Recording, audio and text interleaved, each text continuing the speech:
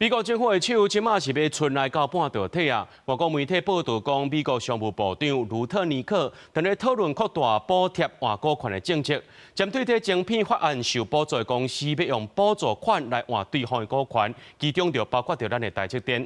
经济部长郭志辉今仔表示，若像这美国想要来入股，台积电就要甲这投审会申请，投审会也关注这个议题。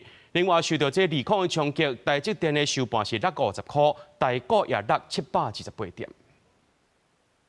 美国计划正式世界 AI 中心伫发出半导体关税了后，根据外国媒体报道，美国商务部长卢特尼克正伫研议扩大补贴换股权政策，计划对晶片法案内底接受补助公司要用半导体补助换对方的股权，其中就包含$3000也有台积电。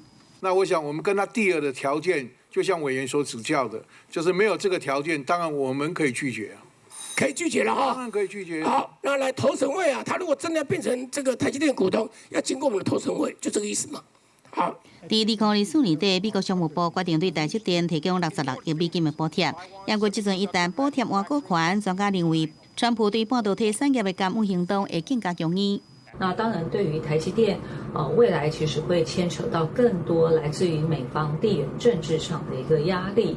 那么，甚至对于台积电在技术的一个主导权，甚至企业的一个自主性，都会受到一个比较不利的一个影响。台积电对这传闻拒绝评论，不过台股受利空冲击，台积电20收盘降到1135块，落50块。大盘也用扭来，收盘是23625点，一天大落728点。更加是在2024年7月26落752点了后，台股史上第11大破点。为了消除关税不确定因素，行政院长杜英台讲，谈判依然伫协商中，会继续来争取这个无贴加起的税率。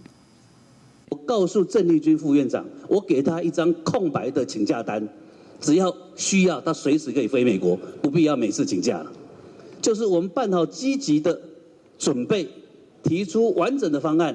全台湾暂时性税率是20%，搁再贴加原有的税率。3来232条款调查报告即要公布，半导体关税税率无排除升加后悬。若是300%的高关税受到影响的产业，希望政府会再协助渡过难关。记者宋合报道。